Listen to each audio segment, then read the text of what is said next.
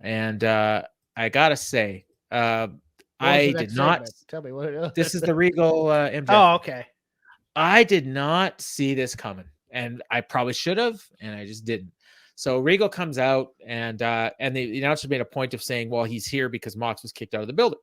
So that's actually good storytelling.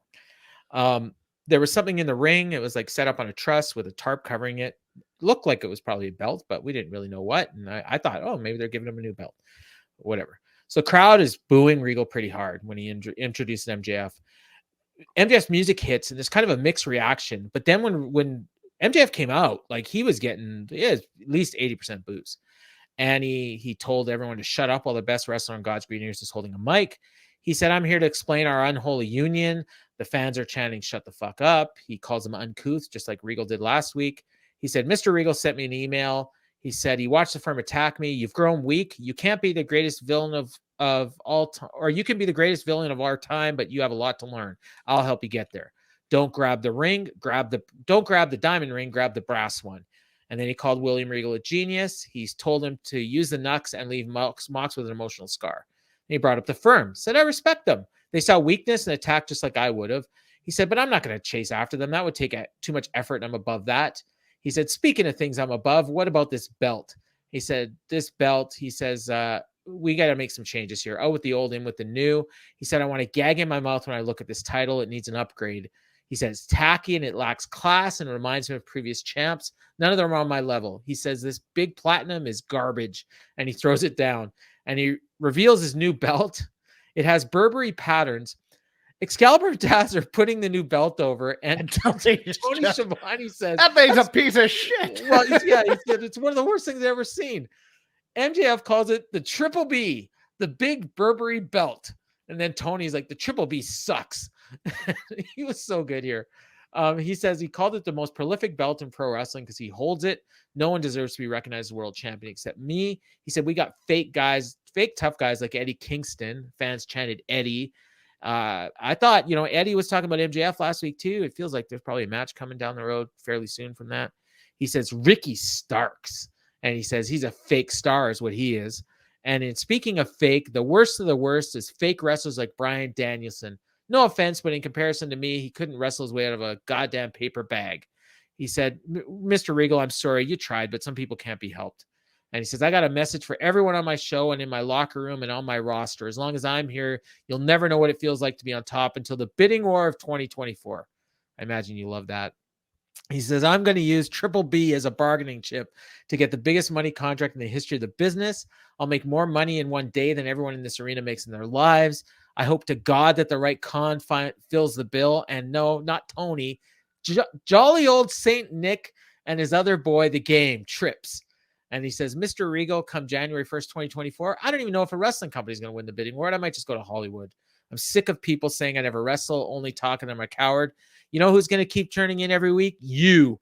And he stares at the camera. He says, "Triple B will be defended very rarely, and I'll wrestle very rarely. I'm a special attraction. You'll have to reach in your pockets and use some of the money you have to buy a pay-per-view." Says, "My title reign will make Hogan, JBL, and Jeff Jarrett seem short." I'm like, wow, those are interesting names that he chose there. And he says, I'm good. My reign's going to make Bruno Sammartino roll over in his smutty little grave." He said, "The era of MJF has just begun." Says, "Oh yeah, I almost forgot." And then the crowd's chanting, "Shut the fuck up" at him. And he says, "Without these and without you, none of this is possible." And he holds up the brass knuckles. He said, "Everyone in the business respects you. For 40 years, you've given your blood, sweat, and tears to this business." And in the middle of a sentence, he just clocked him in the back of the head with the brass knucks. Regal goes down like he's been shot. And he says, and the announcers are just like, they're putting over the fact that he's had neck surgery and Blaine bleeds. MJF says, "It's funny. You said I have so much to learn and you made a deal with the devil. Will, the game has changed. MJF hires exclusively top talents and world-class athletes. When you're one of them, send me your stuff. Yours truly, the world champion, Maxwell Jacob Friedman," which of course was a direct quote from the email that Regal sent him 8 years ago or whenever it was. Crowd kind of cheered that a little bit, but then, their medical team comes out. Danielson's out with a towel, and Regal was just acting like he was dead. They brought a stretcher. They took their time with this angle, which is great. The crowd was just like totally silent. Regal's got blood coming from his mouth. Tony called him a piece of shit, and they hauled him off on the stretchers. They went to break. I freaking love this angle because I did not think it was possible to make MJF an actual heel, and that's what they did. And I'm sure you didn't like the, putting over WWE as the big game in town and that stuff. I didn't like the fourth wall breaking. I did. It's one of those things where I want him. It's one of those things where if we're going to be world building, I want you to be in the world and of the world that you're in. And you are the champion of this organization. I mean, where even heel champions were proud to work for the companies that they worked for, type of a thing, as opposed to, I get that you're healing on the fans with this, but at the same time, I'm just like, well, okay. Do you think that perhaps in this case it's necessary to do that? No, because the fans are so behind AEW that he has to act like he's above AEW in order to get that heat? I just don't know. Okay. I'm really, I don't think, because you already have a JAS stable. You have a sports entertainment stable in here that's doing all the work for you in terms of the symbolism of the other company. It is interesting. He did make one point about saying how he's the only person in this industry that deserves to call themselves a world champion. And that can't be by accident. And something's going to come with Jericho at some point. Maybe because of that. Yeah. Maybe, but at the same time, I mean, the point is he's talking about, man, I can't wait to go to WWE. I can't wait to go to WWE. Oh, and you're like, yeah, because he did say that he hopes that they give him more money. Yeah. And he'll take wherever who has the best offer, but he'd rather it be WWE. Yeah, and I get that that's to tweak the fans, but at the same time, it's also kind of it's kind of saying, you know what you're seeing right now is not that important. What's important will be in a year or two when I'm done with this. And it's like, okay, well, I think the idea is that the story is going to be that some babyface has to get this belt off him before he leaves. It's going to be the Summer of Punk type thing, I think. But with the Triple B. Maybe it'll be Punk. Do you think that it will be a direct thing like when John Cena did this and changed the belt? Or it's like a WWE thing to have a personalized belt? I just is that a little meta? It's a little meta. It's also, the Shane Douglas throwing down the title thing, and then but just having the belt that's the Burberry belt. I mean, whoever gets the belt next isn't going to be having the Burberry. Are they going to bring back Big Platinum, or are they going to have their own? Yeah, they might. That might be something. I actually think it was very interesting because I was watching Regal while MJF was given right after the Bryan Danielson stuff. You would think that Regal would be on the same page with MJF, and in his facial contortions and stuff, which Regal does so well, he was obviously a little disturbed by what MJF was saying and stuff like that. So was it a tell? I think it was a tell for me, at least. I didn't expect them to run this so quick in terms of the breakup. I thought it was going to be a slow burn, and then at the moment where Regal felt the most safe, then MJF would pull the trigger on him. But to me, since we talked about it earlier, this feels like a write-off, to be honest with you. If they're could it also be that they're playing into the fact that people are speculating that Regal might be gone, so they did this, and then they can bring him back at some point, and everyone will be surprised? Yeah, but how do you? The problem is, how do you bring him back now? Because you've just scripted him to turn on his entire stable. He's gonna come and he's gonna have a see now. He only turned on Mox, to be fair. Well, okay, a little bit, but at the same time, it was like Danielson wasn't happy with him.